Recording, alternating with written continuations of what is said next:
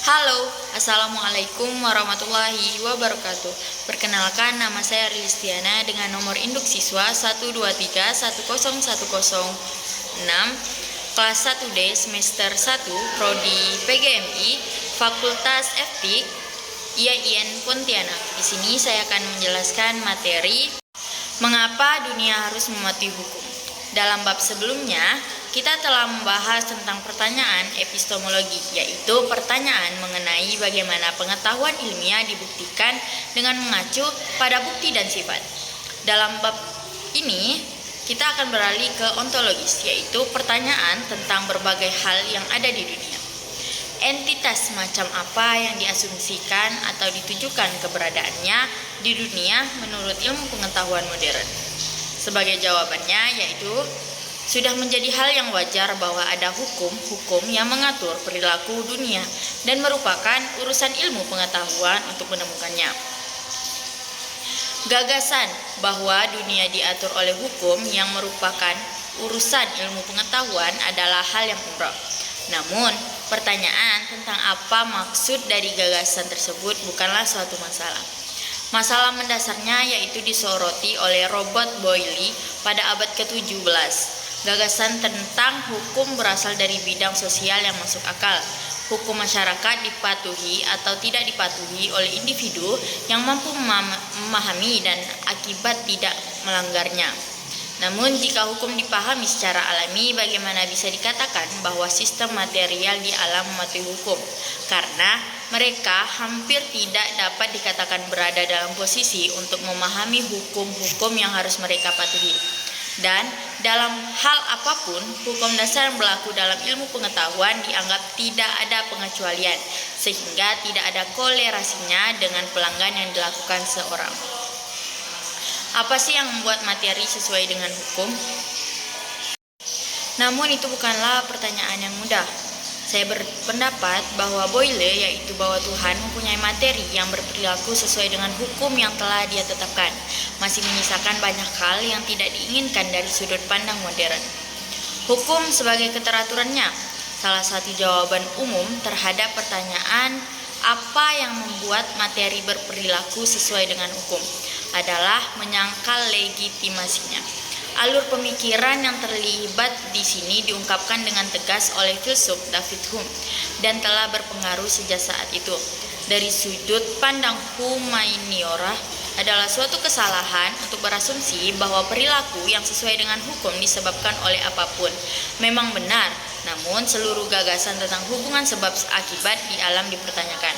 Alasannya seperti ketika misalkan dua bola biliar bertumbukan, kita dapat mengamati gerakannya segera sebelum dan segera setelah tumbukan, dan kita mungkin dapat melihat hubungan yang teratur antara kecepatan setelah tumbukan dengan kecepatan sebelum tumbukan. Namun apa yang tidak pernah kita lihat adalah sesuatu selain ini yang dapat diidentifikasi dengan efek kausal dari satu bola terhadap bola lainnya, lalu mengambil bentuknya, yaitu peristiwa-peristiwa tipe A selalu disertai atau diikuti oleh peristiwa-peristiwa tipe B.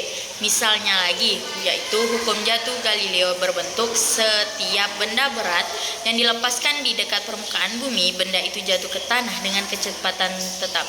Inilah yang disebut pandangan keteraturan hukum. Tidak ada satupun yang membuat suatu benda berperilaku sesuai dengan hukum, karena hukum tidak lain hanyalah keteraturan dari de faktor antar peristiwa. Selanjutnya, Popper memberikan contoh seperti tidak ada moon yang hidup lebih dari 50 tahun sebagai contoh.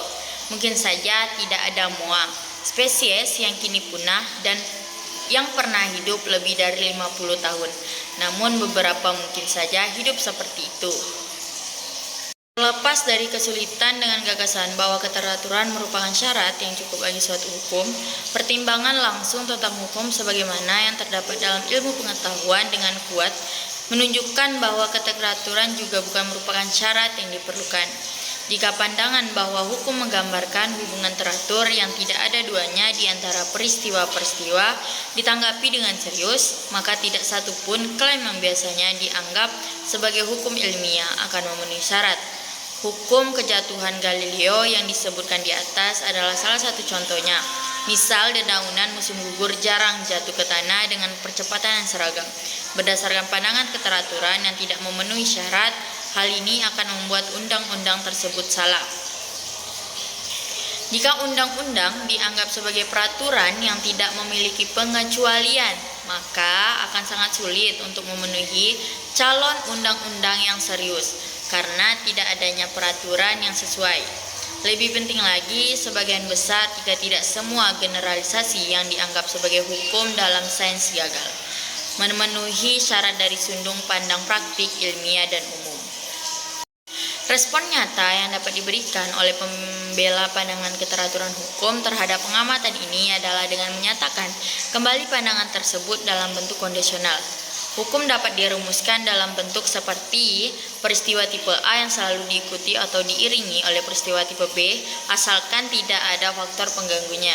Jadi, hukum jatuh Galileo menjadi benda berat jatuh ke tanah dengan percepatan yang seragam, asalkan tidak menemui hambatan yang berubah atau tidak dibelokkan oleh angin, seperti faktor pengganggu lainnya. Faktor pengganggu lainnya yaitu seperti petunjuk dari permasalahan umum mengenai bagaimana suatu pernyataan yang tepat mengenai syarat-syarat yang harus dipenuhi agar suatu undang-undang dapat diterapkan dan dirumuskan. Namun, ada juga kesulitannya, yaitu akan dikesampingkan. Karena berpendapat masih ada kesulitan yang jauh lebih mendasar menghadapi pandangan keteraturan di sini. Selanjutnya yaitu penguasaan terhadap kondisi yang sesuai biasanya hanya akan diperoleh dalam keadaan khusus.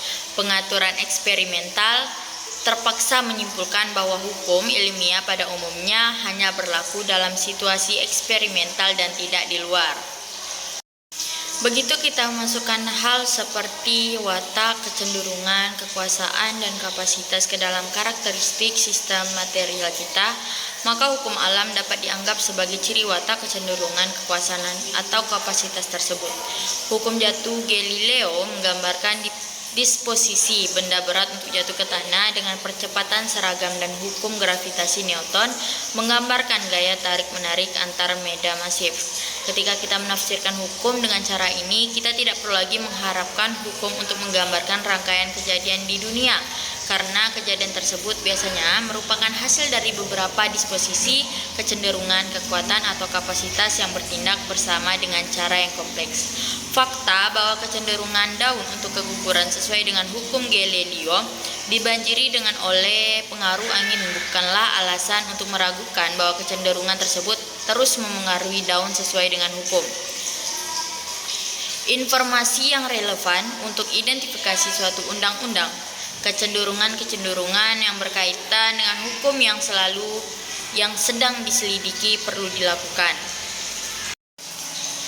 Selanjutnya yaitu hukum termodinamika dan kekekalan, yang memahami hukum sebagai ciri kekuatan sebab akibat sebagai pandangan sebab akibat dari hukum. Ada hukum penting dalam fisika yang tidak sesuai dengan skema ini. Hukum pertama dan kedua termodinamika tidak berlaku, dan demikian pula dengan serangkaian hukum kekekalan dalam fisika partikel fundamental. Hukum pertama termodinamika menyatakan bahwa energi suatu sistem terisolasi adalah konstan. Sedangkan hukum kedua yang menyatakan bahwa entropi suatu sistem terisolasi tidak dapat berkurang, mempunyai konsekuensi seperti memastikan adanya aliran panas dari benda panas ke benda dingin dan bukan sebaliknya, serta mengesampingkan kemungkinan mengekstraksi energi panas dari laut dan menggunakan untuk pekerjaan yang berguna, di mana satu-satunya harga yang harus dibayar untuk pekerjaan tersebut adalah penurunan suhu laut. Hukum termodinamika pertama melarang mesin gerak abadi jenis pertama, dan hukum kedua melarang mesin gerak abadi jenis kedua. Hukum yang cukup umum ini mempunyai konsekuensi terhadap perilaku sistem fisik dan dapat digunakan untuk memprediksi perilakunya. Terlepas dari rincian proses sebab akibat yang terjadi, sebab tidak mungkin ditafsirkan hukum-hukum ini sebagai hukum sebab akibat. Untuk pandangan hukum yang berbeda dari yang dijelaskan tadi, dan untuk kritiknya yaitu terhadap pandangan keteraturannya. Armstrong pada tahun 1983. Cara eksperimen menunjukkan pada pandangan hukum kausal ditunjukkan dalam Bhaskar 1978.